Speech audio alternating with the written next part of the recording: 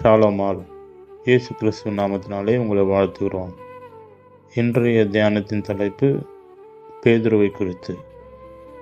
அதிகாரம் லூக்கா எழுதின சுவிசேஷம் 5ஆம் அதிகாரம் 1-10 முடிய. கெனசரேத் கடல் அருகே அவர் வந்தபோது திரளான ஜனங்கள் தேவ வசனத்தை கேட்கும்படி அவரிடத்தில் நெருங்கினார்கள். அப்போது அங்கே அவர் 2 படகுகளை கண்டார். ஒரு படகு சீமோனுடையதாக இருந்தது. அவர் அதை கேட்டு அதில் உட்கார்ந்து ஜனங்களுக்கு போதகம் பண்ணினார்.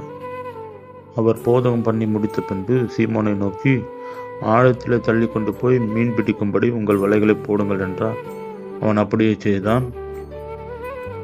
தங்கள் வலைகள் கிழிந்து போகத்தக்கதாக மீன்களை பிடித்தார்கள். அப்போது இயேசு, பயப்படாதே, இது முதல் நீ மனுஷரை பிடிக்கிறவனாய் இருப்பாய் என்றார். அவன் எல்லாவற்றையும் விட்டு அவருக்கு பின் சென்றான். இந்த அதிகாரத்திலே பேதுரு செய்த 3 காரியங்களை குறித்து நாம் இன்றைக்கு தியானிக்கப் போகிறோம். முதல் காரியமாக பேதுரு செய்தது கேட்டதை கொடுத்தான். இயேசுவானவர் அவர் போதகம் பண்ணும்படியாக படகை கேட்டார். அவனுக்கு இருந்த அந்த படகை இயேசுவின் ஊழியத்திற்காக கொடுத்தான். இயேசுவானவர் நம்மிடத்தில் கேட்கிற காரியம் என்ன?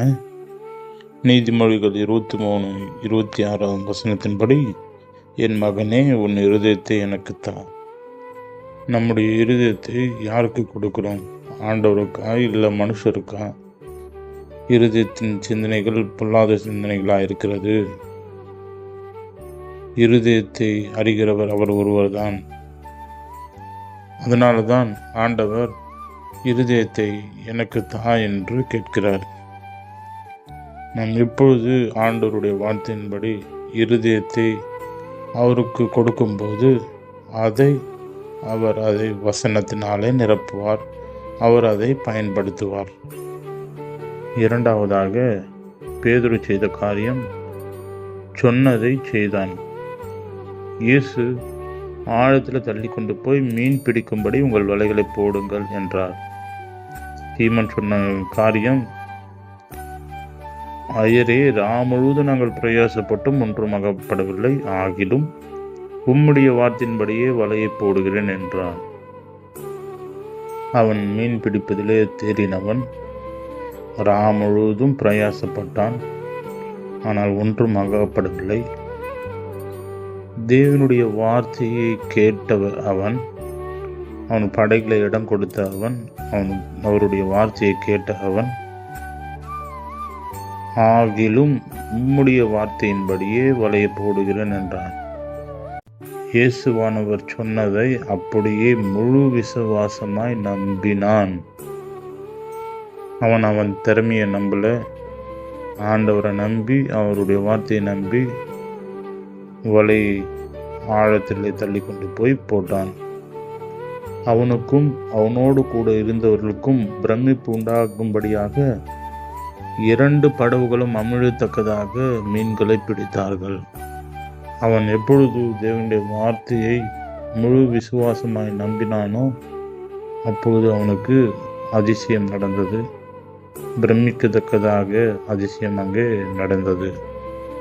நாமும் பல்வேறு சூழ்நிலைகளில் நம்முடைய திறமையை நம்பி, நம்முடைய தாளந்தை நம்பி, நம்ம கடந்து வந்த பாதைகளை நம்பி நாம் செயல்படுகிறோம். ஆனாலும் அவருடைய வார்த்தையின்படி நாம் என்றைக்கு செய்கிறோமோ அன்றைக்கு நிச்சயமாகவே நாம் நினைப்பதற்கும் வேண்டுவதற்கும் அதிகமாய் கிரியை செய்கிற தேவன் ஒரு அற்புதத்தை நமக்காக வைத்திருக்கிறார். எப்பொழுது நம்முடைய வார்த்தையை முழு விசுவாசமாய் நம்பும்போது நிச்சயமாகவே நமக்கும் ஒரு அதிசயம் உண்டு. மூன்றாவது காரியமாக கட்டளைக்கு கீழ்ப்படிந்தான். பிரமித்து போன பேதுரு அப்பொழுது இயேசு அவனை பார்த்து, பயப்படாதே, இது முதல் நீ மனுஷரை பிடிக்கிறவனாய் இருப்பாய் என்றார். உடனே அவன் படகுகளை கரையில் கொண்டு போய் நிறுத்தி எல்லாவற்றையும் விட்டு அவருக்கு பின் சென்றார்கள். இயேசுவானவர் சொன்ன கட்டளைக்கு அவன் கீழ்ப்படிந்தான். இது முதல் நீ மனுஷரை பிடிக்கிறவனா இருப்பாய் என்றார். அவர்கள் படகுகளை கரையிலே கொண்டு போய் நிறுத்தி எல்லாவற்றையும் விட்டு என்பதன் அர்த்தம், அவன் உலக பிரகாரமான காரியங்களுக்கு முதலிடம் கொடுக்காமல் ஆண்டவரின் காரியத்துக்கு முதலிடம் கொடுத்தான். எல்லாவற்றையும் விட்டு போவது என்பது குடும்பத்தை விட்டு அல்ல, சொந்த பந்தங்களை விட்டு அல்ல, எல்லாவற்றை காட்டிலும் தேவனுக்கு முதலிடம் கொடுத்தான். முதலாவது தேவனுடைய ராஜ்யத்தையும் அவருடைய நீதியும் தேடுங்கள். ஆண்டவர் நமக்கு கட்டளையிட்ட காரியங்கள், நீங்கள் உலகமெங்கும் போய் சர்வ சிருஷ்டிக்கும் சுவிசேஷத்தை பிரசங்கியுங்கள். ஆண்டவருடைய கட்டளை சர்வ சிருஷ்டிக்கும் சுவிசேஷத்தை பிரசங்கிருப்பது, எல்லா ஆத்மாவையும் அவருடைய ராஜ்யத்துக்கென்று ஆதாயப்படுத்துவது. பேதுரு செய்தது போல ஆண்டவருடைய கட்டளையை கேட்டு எல்லாவற்றையும் விட்டு அவருக்கு பின் சென்றான். நாமும் ஆண்டவருடைய கட்டளைகளை கேட்டு நாமும் அவருக்கு பின் செல்வோம். மனுஷர்களை பிடிக்கிறவர்களாய் மாற்றுவோம். பேதுரு செய்தது போல முதல் காரியம் கேட்டதை கொடுத்தான்.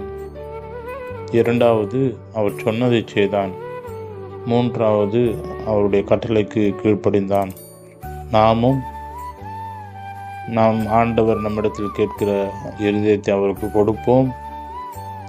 அவர் சொன்ன காரியத்தை, வசனத்தை முழு விசுவாசமாய் நம்புவோம். அவர் நமக்கு கட்டளையிட்டதை செய்வோம். கர்த்தர் நம்மையும் சீஷனாய் மாற்றுவார். நம்மை கொண்டு மற்றவர்களும் சீஷராய் மாற்றுவார். கர்த்தர் தாமே உங்களை ஆசீர்வதிப்பாராக. ஆமென்.